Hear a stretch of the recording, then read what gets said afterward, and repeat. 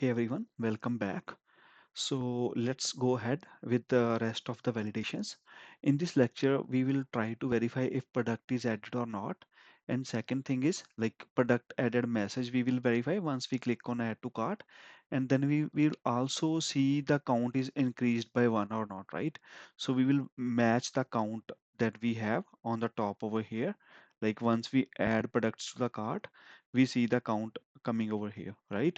So if you see, if I go back to home, right here, if I click on any of these tools, suppose I click on hammer and I add hammer to the cart, right? So once I add hammer to the cart, I see the cart visible over here, right? Else this is not visible. So let's add that validation that the cart should not be visible in the beginning, and once we add the product to the card, we should see one over here, right? We will see the number increasing every time we add a product, right? So we can add those validations over here. So first of all, what we will do is, let's say that verify no product is added in the beginning, right? When we just log in, there shouldn't be any product there, right? So we can write just we can just initialize one.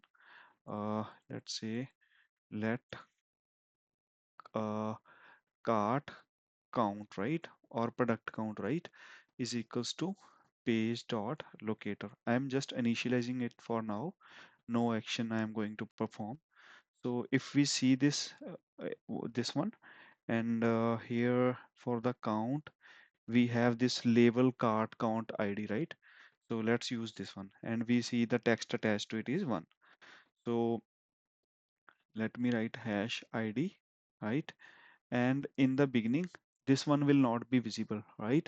So we can write await expect card count, right? Count should not be visible in the beginning, right? So we can write not to be visible. Or you can also write that to be hidden, right? Anything is fine, not to be visible, right? Or we can just add both for, so that you are aware of both of the methods, right? So we can simply write to be hidden, right? In the beginning, this one has to be hidden, right? And this, content we added, let's do one thing over here. Let's just uh, write this. We can initialize one variable, const product name, right? So product name is equals to, right? This is the product name we are fetching, and we can just write now product name. Now wherever required, we can simply use this product name. So this gives us like a reusability, right? And once we fetch the product name, there can be chances that there are spaces, right? Next to the product name, right? If we fetch any of these names, right? So there can be, chances like there are spaces if you see in the beginning and ending. So we can just trim, and when we are trying to compare, we can just trim this one, right?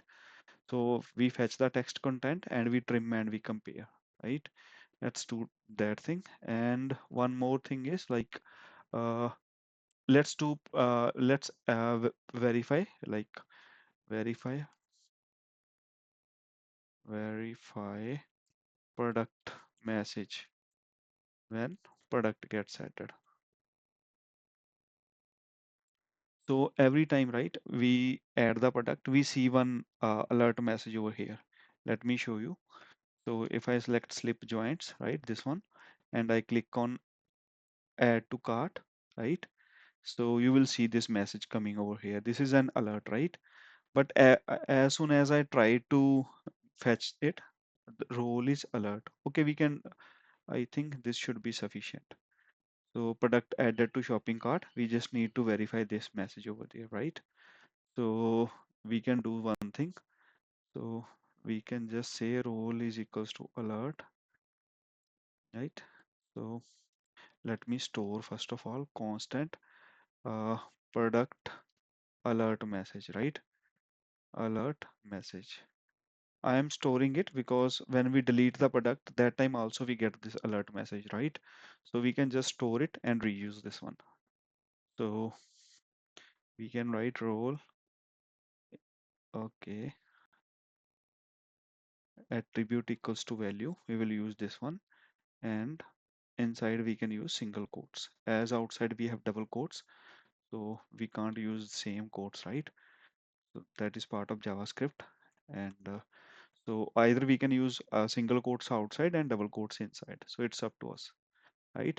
Now let's add in assertion that we expect, right? Product alert message. This product alert message, right? So the assertion is to have text. What text we want, like.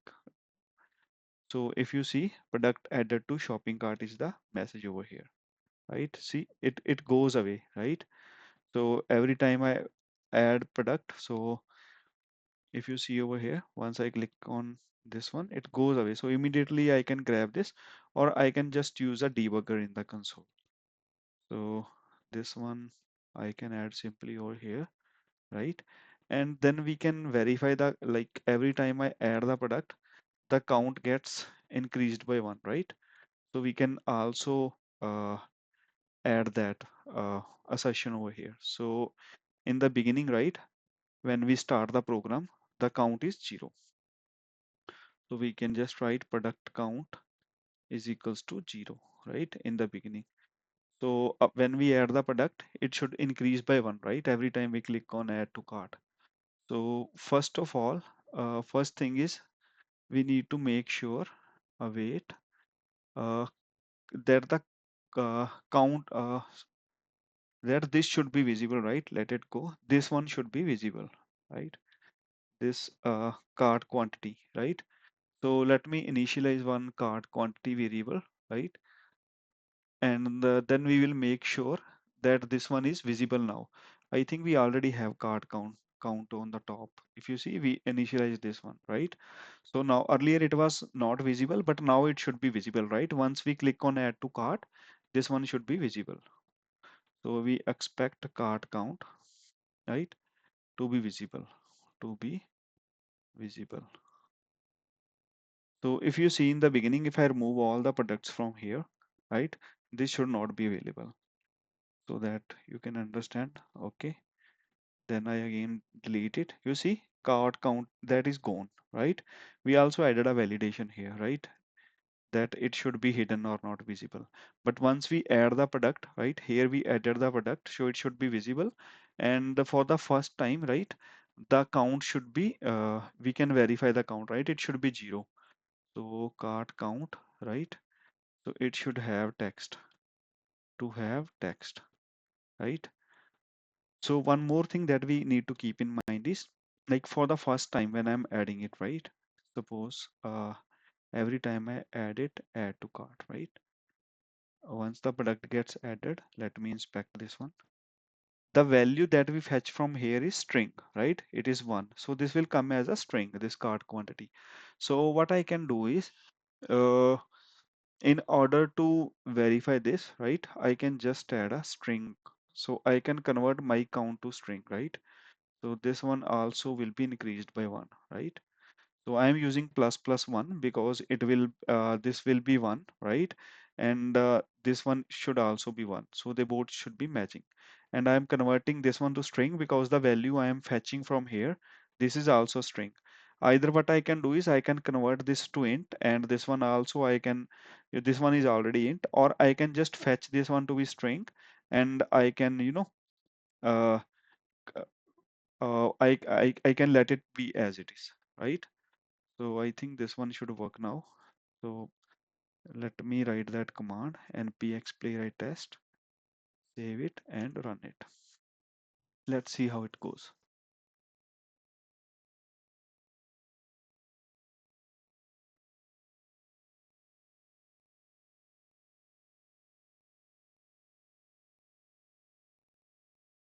Okay, it failed. Okay, card count to have text string. I think it failed over here. And it is saying that count is not defined. Okay. Oh, this count, right? So what I was trying to do is I was trying to compare this count over here, right? But this time this one is not defined. That's what it is saying. Let me see. If you see this count, What is the count? Okay, we wrote it as product count. So, but here I am trying to match it with count. So just the variable name difference was there. Okay, let's rerun it. It should pass this time.